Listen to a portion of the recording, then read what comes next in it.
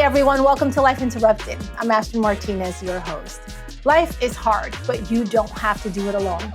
Each week we'll talk about those unexpected turns in life that shake us, that shape us, and ultimately they can lead us exactly to where we're meant to be. This podcast is here to offer support, to share stories, and to remind you to trust the process and embrace the beauty in chaos. You know the phrase overnight success? Well, it's a myth, but we love to believe in it. Today's guest is going to tell me how it took almost a decade to build one of Philadelphia's most recognizable social media brands. My friend Hector Nunez is the founder and president of Water Ice. Now, when you log on to his page, you can see that he has built a community of over 180,000 plus followers. But about a decade ago, Water Ice was just an idea. First of all, we're also going to get into what water ice means. And this was also a dream that was shared between several college roommates. It sat on the shelf for years. And today, we're going to talk about those good interruptions. The life, the jobs, the doubts, all of those elements that actually fueled his dream instead of killing it. We're talking about the power of persistence, of humility, of being able to ask for help, and what it really takes to build something that lasts. Let's dive in. I'm with Hector Nunez, or Nunez. Nah, Nunez. Come on. All right, Hector. So before you got here, obviously I introduced you about how long it took to build your brand. Do you want to start from maybe almost 12 years ago now? Where the idea came from? What is 4 score and 7 years ago? Where did the name come from? All right, so this is a story I always tell. Like, I was actually interning at a record company called Takedown Records. Okay. And there was a guy there, he had a company called Cheesesteak Media. Mm-hmm. And I thought that was cool because you didn't have to say Philadelphia in the name. You just knew it was Philly, it was hyper-local, and it worked. And, so I wanted something similar to that where people go, oh, that's a Philly-based company without having to say Philly in the title. And some people will remember, so I had it phonetically spelled. Mm-hmm. Because if I would have had, like, Philadelphia Premier News Network, people always be like, what's the name of your thing again? Yeah. But they never forget, so the branding was there. And I also wanted to make it so it was like a lifestyle situation, like a brand. So if I want to make clothing, things like that. So what does Water Ice mean? Water Ice, for those that are not familiar. Philly, yeah. For those who are listening in Colombia or something, let's say. So it's similar in the same vein as like an Italian ice. Mm-hmm. Like water ice? Yeah, a lean bed, whatever you want to do. So it's like a summertime treat that people have that's hyper-local, and this is spelled phonetically WOODER. Because that's how we say water. That's how you say water here. So I just wanted to have that, and it had nothing to do with that, but it strikes the conversation. They'd be like, oh, water, you sell water ice? No, but let me tell you about this. But people always remember the brand. Yeah, so and what about the logo? Where did that come from? So the logo actually, it started off with just like the water ice cup, like the logo. And then I wanted to make it a lifestyle brand or a clothing company. So the Ben Franklin came into the picture because it's like not copyrighted and things like that. And I just wanted to make it something to look cool in a t-shirt. So the original Ben Franklin logo you see in our icon has like the water ice on the bandana. Mm-hmm. So it's like, so we incorporated it still in there. And so any design we do, we try to incorporate the original cup. So talk about how this baby was born. It took several years in the making. A lot of people talk about that phrase, overnight success, which is a myth. That doesn't happen. Unless you win the lotto. The origination, so after graduating college, I'll give you the cliff notes. Okay. So after graduating college, I worked for a PR firm doing public relations, having accounts and doing PR. And I always loved writing and things like that. This was more than 10 years ago. This is more than 10 years ago. This is a long time. So then I started working in market companies and project manager for an SEO company and working on other people's websites. And I was like, I know I want to build a website. I want to build something about what to do in Philly because all the newspaper online websites at the time weren't geared towards like my demographic, not just people of color, but just young folks. So like if you wanted to do like something to do with like go to hip hop concerts, you had to go to one site. If you want to do something that's like art, you had to go to another site or concerts, one site. So I was like, let me do, in our demographic, we might want to go to like a hip hop concert one night, a Van Gogh exhibit the next night, a pop-up dinner the next night, but there was nothing incorporating all of that. So I wanted to create that space for somebody in our position, like young professionals trying to do stuff in the city. People were like, oh, there's nothing to do in Philly. I was like, you just don't know where or how to look. So I condensed all that. And I just wanted to spotlight businesses. And mind you, this was like 2013. So there was like no like influencers or anything like that. It was just for the love of it. Social media was not what it is today. Not at all. So how did you have that idea when that didn't even exist yet? I just knew I wanted to be in like kind of like that journalism space. I was doing PR. I love writing. And I just wanted to spotlight local businesses. So if you go back to our old videos, we were spotlighting entrepreneurs and businesses back in like 2014, doing videos. Like I used to borrow camera to do the videos. They were like 20, 30-minute long videos. So those short form videos didn't exist. I was just doing these long-winded interviews, and I was not getting paid for it. I was just doing it for the love of it, just to do content while I had a full-time job. So you were doing these long form formats because you didn't, obviously if you don't know about it, you can't really see it, then you can't do it. And you tried to do it several times with other people, or, did it like work right away, or what were the steps towards it? Like working with other people? I mean, did you try to come up like with a blog with other people, or? I mean, like the real beginning, before I started, I tried to do it with my college roommates to do like a website, and I was the only one writing like articles, and everybody else just kind of gave up on the idea, because we used to promote parties and stuff. And then I just started like on my own. I did everything by myself. And then obviously like a year and a half later, my partner Jamel came in because he wanted to create a portfolio for himself to do like videos, stuff like that. So he was like, I'll do videos for you, because for me, I was just doing videos on my own. I was doing interviews by myself. And at the time especially, I sucked with camera, but I did it because I had to do it. I had my roommate like doing the camera sometimes or whatever to help me out. Sometimes I just set up on a tripod. So I was just doing it, cord on the mic, all that stuff. And then he started doing videos with me, and then we started like just gelling from there. And over time, we incorporated more people that, some stuck around, some came and went. Right now, you guys are a group of 4. So at the core, it's like 4, yeah. Okay. And little by little, I mean, obviously it took time to build the brand. Were there ever times when you were creating this that you weren't sure if it was going to succeed, or? All the time. Yeah. Every entrepreneur goes through that situation. Like, what am I doing? You have an existential crisis. You're like, what am I doing in my life? I should have stayed in, the 9-to-5 world. It's like a steady paycheck. You got your insurance and all that stuff. So there were times where I didn't know how to make ends meet, especially in the beginning, because I took a leap of faith and just went full time with it. And, and when you live, because at the time, like when you go on Instagram now or TikTok or whatever, everyone's an LLC expert or a business expert. Like, this is what you do. Buy my course. I'll teach you how to do this. There was none of that. I had to search out how to do it. I had to go on YouTube myself, like look up how to do LLC. There was no one, like no LLC bros or sisters or like, yo, this is how you do your business and this is how you get a mansion by 23. You know what I mean? Like all that. That didn't exist. So I had to like go out and look for old videos about how to conduct a bit, how you do your tax, all that stuff. How were you able to make money while creating this? Because this type of leap of faith doesn't generate money right away. Yeah, so I was working obviously full time for a while, but then after a while, I taught myself how to do videos. I think that's what really carried me, because everyone after a while they're like, oh shoot, social media is like starting to become video heavy. I need a video.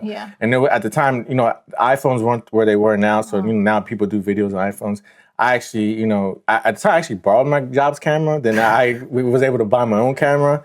But I just started doing videos for people, and I started like making money off of that and things like that. So that helped carry it over until I was able to like create the following where I could leverage it. How long did it take to create the following? Right now you're 180,000 plus, but that didn't happen right away. No, I screenshotted something. It was probably maybe like 8 years ago. I was probably like at 10,000, something like that. It took a while. I think it really started to take off during the pandemic. Because everybody was home, and that's when we really shot up doing like memes, all types of stuff. But if everybody was home, were you creating memes? Because there was not a lot of events. Did that scare you? That you have to pivot, reinvent yourself? Now you can't do events? Yeah, I mean, we did pivot, but there were not events, but there were people that still needed content. So I would still get hired to do video content for certain people. And then there was online events, so that so there's still things to promote. People still doing stuff like virtual classes and things like that. So there was still like people were searching for things to do even more. So we were able to leverage that, and it really grew the platform. Do you recall what was like one of the posts that went viral or really garnered a lot of attention? Not sure during the pandemic, but I guess one of the ones that really kind of like got like a lot of response was the original.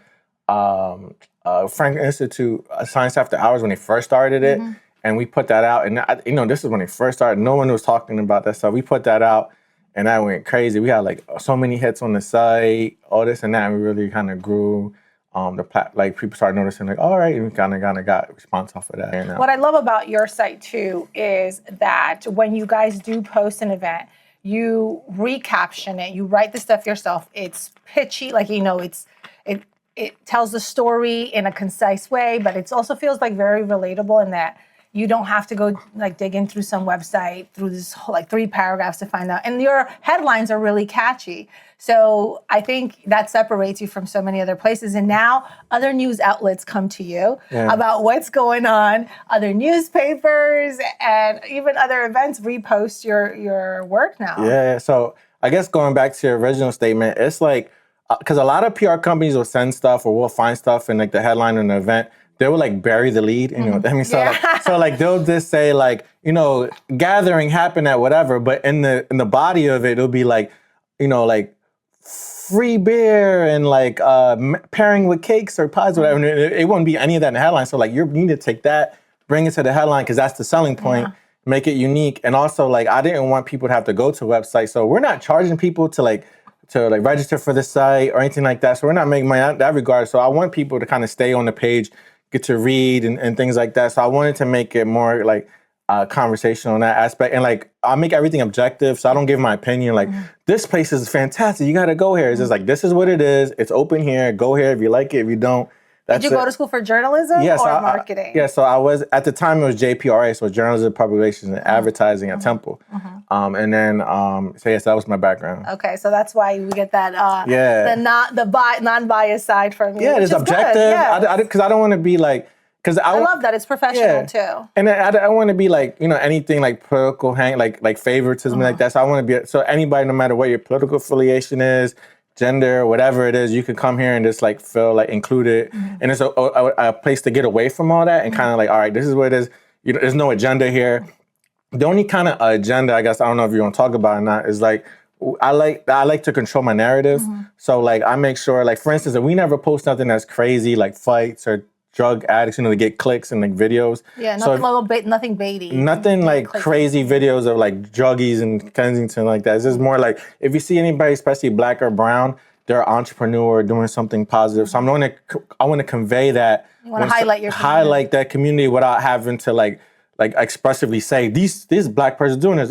That's why I don't say I'm a Latino business owner. I don't promote that. I'm just a media person that happens to be Latino, and I promote that because the first thing I want to do is put you in a box. As soon as I say, oh, I'm a Latino like business blogger, then they be like, oh, we're just gonna bring you out for Latino Heritage Month. Yeah. And then put you back away. Yeah. That's what they'll do. So if you say I'm a black this or a black that, but obviously you love the fact that you are Latino. Yeah, I love it. I mean, I don't hide or anything like that, but I just don't label myself as such because then that's how you get like typecast and that's what, oh, that's the Latino kid. They like to put you like in a category. Yeah. So I'm just it's a media outlet that's happens to be Latino owned that we make sure that we control the narrative or we put everything in a good light. And when you go on the page, obviously you don't even see you or anybody's faces when you go to Wood or Ice. I mean, you have your own personal page. So if you didn't do the research, you would just know like this is a page that's for the community. Like it sounds like it's by the community for the community. That's on purpose because like that helps us separate, because people, when brands come to us to work with us, they see us more as ambassadors and influencers. They don't look at us as influencers. And I did that on purpose because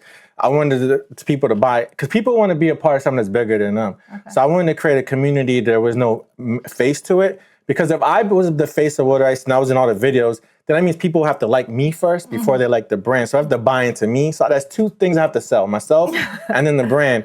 I don't want to do that because it could be anything. They could be like, I don't like the way he talks. I don't like the way he looks. I just don't like him because he's him. So I want to eliminate all that and be like, this is what it is anyway. Yeah. So like, you know, I have like different people doing videos, things like that. And we're not, but I don't try to put myself as the face of it. It's a community, it's an entity that people buy into. Where did you get your entrepreneurial spirit from? Because it seems like with, you know, how you said when you first started, social media wasn't around. Yeah. You wanted to work in a different space, and sometimes even like PR companies or whatever marketing didn't see the vision. So you had to always adjust. You told me earlier, adjust or die. Yeah. So where did you get that entrepreneurial spirit, and also not to feel defeated if things weren't working out and, you know, right away, and you stuck around it for the long haul? Because obviously, you know, going to school, especially high school, like, oh, the way to make it is you have to go to college and you get a job and whatever. So by the time we're always conditioned to be an employee. We're always conditioned to be that. And like, And I was in that conditioning space, and I did all that. So I went to college, and I was like, oh, I got to go corporate America. So I was doing 9 to 5, and I was pretty content. But then I got laid off twice. So I was part of the 2008 thing. Same. You know what I mean? Then there was another situation. Present. So I got laid off twice, and I was that goes to the title of this, Life Interruptions. Yeah. Your life was interrupted twice. And then, yeah. So I was like, I want to control my own destiny. And I was still young enough to say, like, I'm going to go take a leap of faith. If it didn't work out, 9 to 5s are always going to be there. So it's always, there's no rush for that. So I was like, let me at least try, because like that what if is worse than the rejection. So like, I don't want to wonder what if the whole life, whatever. I knew I didn't want that. I knew I wanted to do something like that. So I wanted to create my own destiny. I wanted to like, it didn't have to make buku bucks. To me, success was creating my own schedule and my own life. And that was like success. You don't want to look back and regret not at least giving. I wonder what happened. I would have started that brand up. And so I was like, is anyone else in your family like that as well? Or not really, because they're very traditional. Like my dad and my mom still don't know what I do. I tell them all the time. They still don't know. I think, what do you do again? Mijo post on social media. Yeah, I don't know. They're like, yeah, he's on TV. I don't know. So, okay, for people that are watching and they also want to take a leap of faith, but maybe they're nervous and maybe they have lost their job and they don't know where to go next. Because you said you want to talk about having different streams of income. What's some good advice that you can give them? And if you don't charge people for being on your page, do you mind talking about how Wood or Ice does make money? Because you need to make money. All right, so that's a little loaded. So like, so the first question. Okay, we'll start with the first one. All right, so the first one was, all right, so I mean, at the end of the day, I know it sounds like cliche, but you just got to do it. You know what I mean? You got to get out of, like they say, your comfort zone is going to be like, you're just like suffer in your comfort zone. And I think you can't think about what people are going to think or whatever. Like life is so short. You just got to take those risks in life. And like, you're not going to get the reward without the risk. So you just got to take that. And it's trust your intuition. And you don't have to like go leap off all end. Like you can still keep your job and still work on your dreams on the side and try to scale it from there. Don't feel like you have to do everything all at once to be successful at once. You can kind of test it, see what works. Because a lot of times, even what I do now is nothing when I first started. Like you said, I had to pivot, do all these types of things, and your business model is going to change. So don't feel like if you fail the first time, that's it, whatever. You may just have to tweak a couple things and rebranding and whatever. So rebranding and stuff like that isn't about changing the whole thing. It's just about keeping what works and just changing what didn't work. Yeah, I mean, that resonates with me because I've been a journalist for 15 years. And even launching a podcast, some people are like, you're going to be great. But there were so many times that I was so unsure because it is a deviation from telling other people's stories. Now I'm telling what I'm feeling. And when I was posting these videos, I felt so cringe. I even posted it. I was like, all right, I can't listen to my voice. But I was like, you got to do it. But you can't wait till it's perfect. You put it out, then you adjust. You're like, okay, this is this is what people like. And you just really have to start. And it sounds so easy. It's like this feels like a pit of your stomach, but you got to do it. And then that, I think, takes you to your next step. And you're going to hate it. I mean, like, looking back at my first videos and my first whatever, like, compared to now is like a lot of growth. So you're not going to nail it the first time, anything you do, unless you're just like a prodigy or whatever. But I mean, just understand that. And you have to, be able to take constructive criticism. A lot of people don't know how to take criticism. And also, they also think, like, one of the things that you hear the most when people start businesses is, like, my family or my friends aren't supporting me, and, like, you guys are fake. Like, understand that your family and friends aren't going to always be your target demographic. Yes. So don't feel bad or don't feel some way when they don't support you or buy your product or whatever. It's just, like, at the end of the day, you might have heard this before, but it's the strangers that's going to make you rich. It's the people you don't know that are going to be your biggest fans. That's what there's a saying in Spanish that you're not a prophet in your own town. Like, no eres profeta en tu tierra. So sometimes you have to go like somewhere else, meaning like maybe another audience. They resonate, and then it's your friends and family like, oh my God, not that I always believed in you, but then people they pick up on your stuff. And I've gotten the same thing. I've gotten a lot of strangers now like clicking my page and several friends. So I've taken that advice. Somebody else told me that advice too. Like, don't be afraid or but hurt if your friends and family are not the first ones posting you because they know you and they're probably like, okay, I know. Yeah. I've listened to them talk all their damn life. Plus, a lot of them, like, honestly, aren't low key. Like, not I'm saying like they're all like jealous or whatever. I don't know how, sometimes to see people get further than them coming from the same places. Yeah, or it's hard to see for them to see you grow and they're still like, okay, who is this person turning into? Yeah. Now, about the money part. Wood or Ice, obviously you were saying you don't charge people. Do you mind talking about, or maybe giving people tips if they're starting to create a brand, maybe something similar, a company, how do you start generating money? Yeah, so We do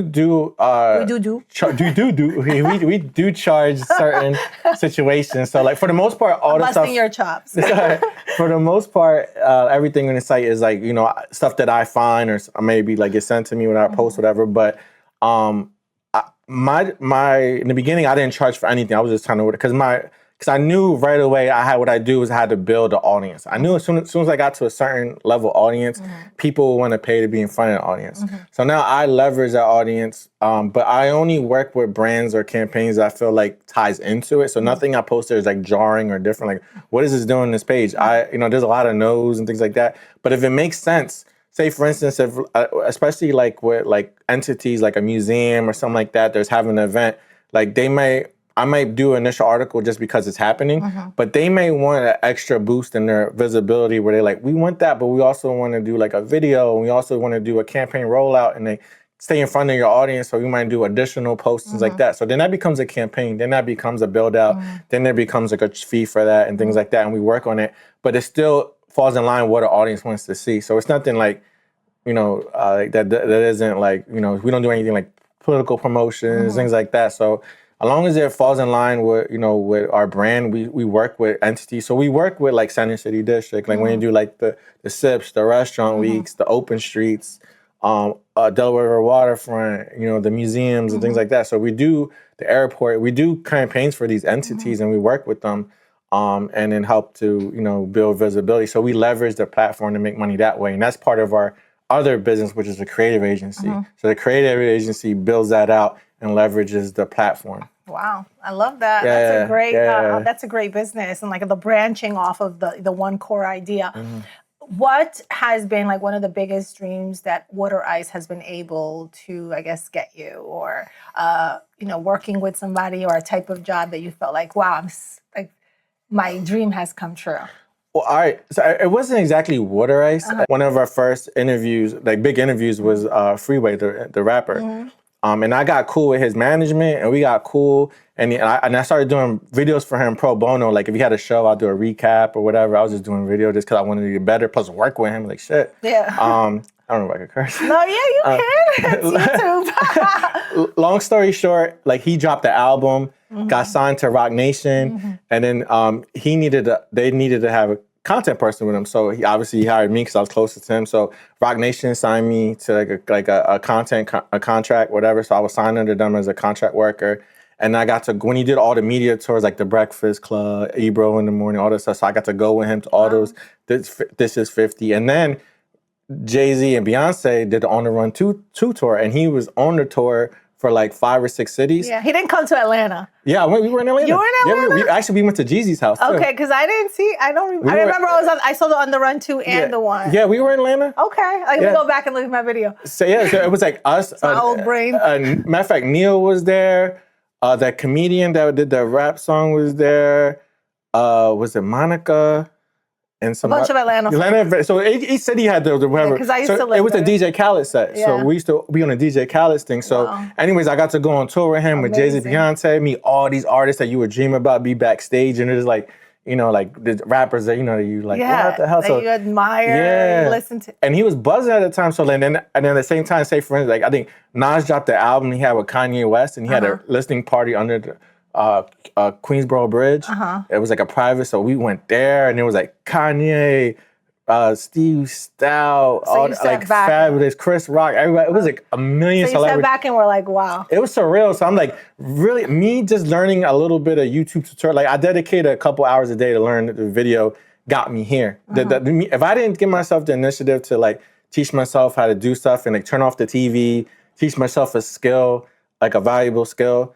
Turn off the distractions. Turn off the distractions. Because if you can watch TV or watch sports and you have time for that, watch your reality shows, you have time to teach yourself a skill, whether it be graphic design, videos, whatever.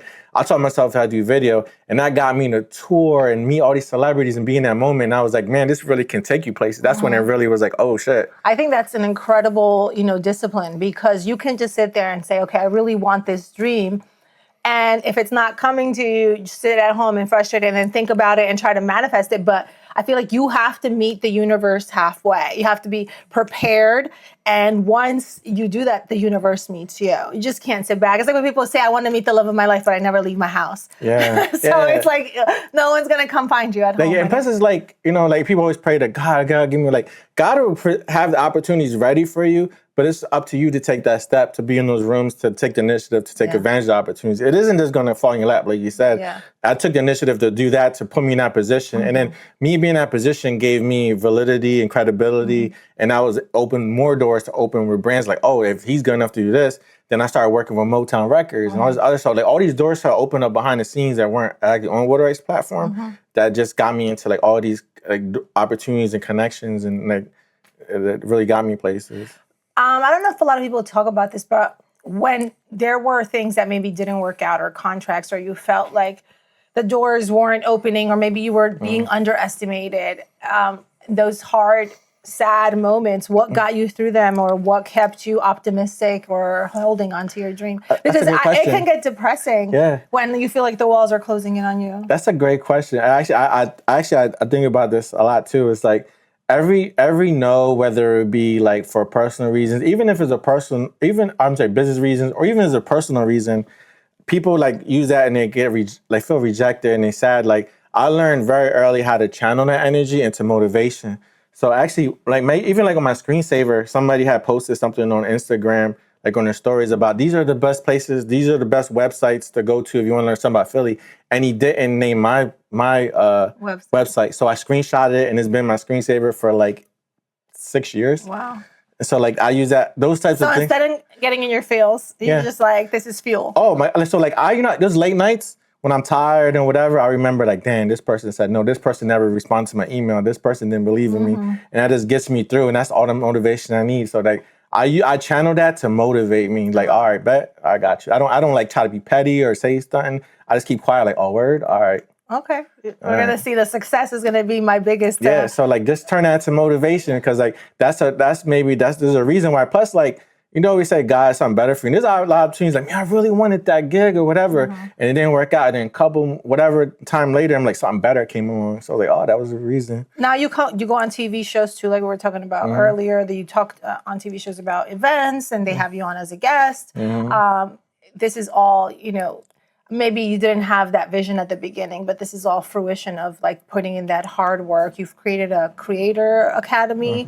Can you talk to us about that, and what is it about? Yeah, so I never try to gatekeep anything, and you always want to reach back. And there's a lot of opportunities and people that want to.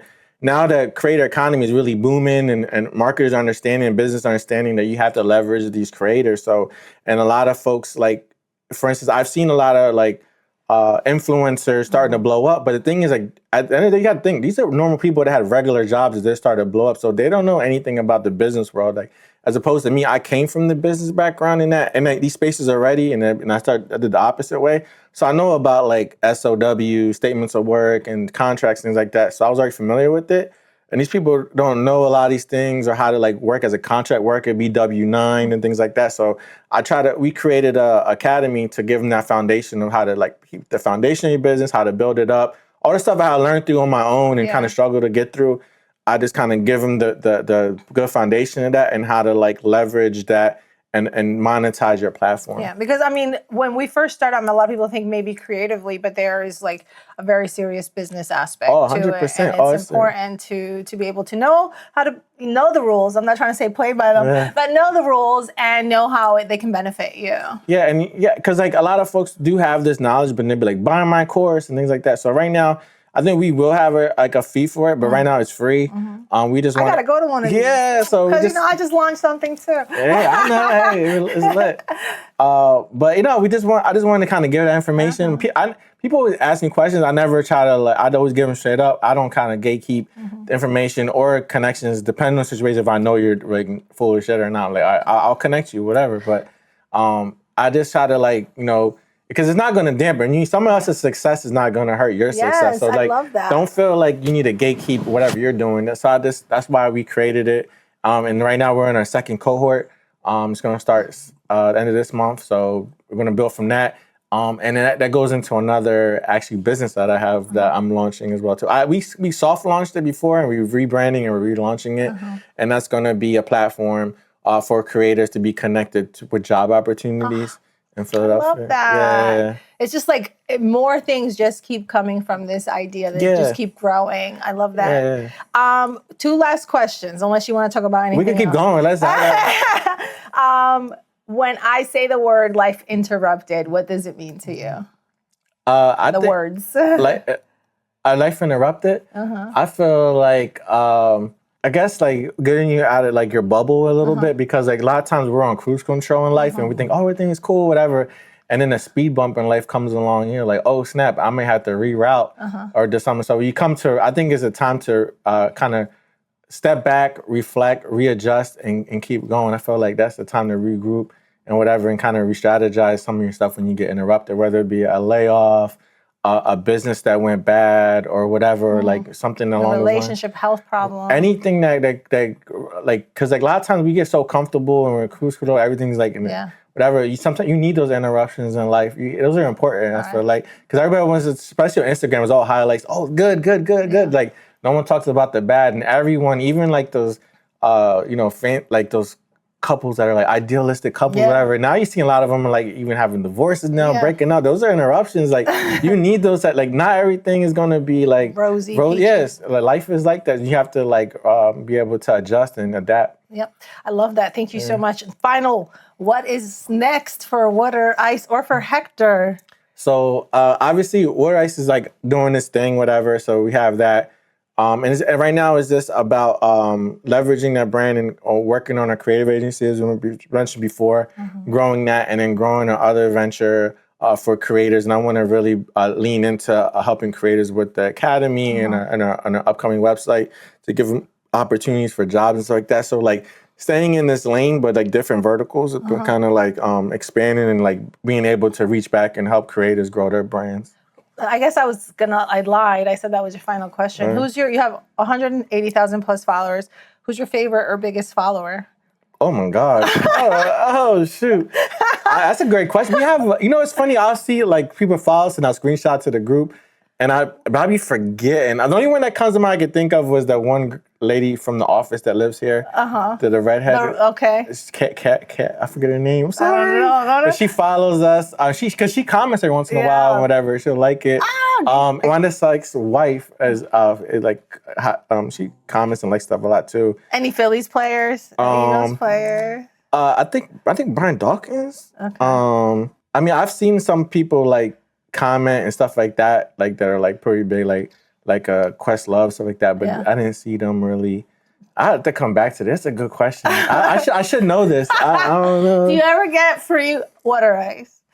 It's a funny thing. When we had our first initial launch party years ago, John's Water Ice actually gave us a gallon of free water ice for the party. And favorite flavor? And we had a water ice eating contest. Wow. Favorite flavor of the water ice? I like the mix of cherry lemon. Okay. So cherry lemon, that lemon's my favorite. Yeah, so those two right there, like lemon with maybe a nice cherry on top. Banging. And you're Dominican. I'm half Dominican, half Puerto Rican. Okay. Yeah. Oh, God, they got the 2 islands there. Boom, boom. We're in here. All right. Thank you so much for being with me. Thanks for having me. And for Penella, she got to know you. Great job, co-host. You got to bring her treats next time. All right, I'm sorry. That's my fault. You're right. Thank you so much for watching and listening to Life Interrupted. I am your host, Astrid Martinez. If this episode resonated with you, if you know someone out there that can really benefit from this message, please like, share, and subscribe. Also, we'd like to hear your comments if you have any questions for Hector, for myself, or for my co-host, Penella. Please leave your comments below, or you can email us at lifeinterruptedtalks@gmail.com. And remember to trust the process and embrace the beauty in chaos.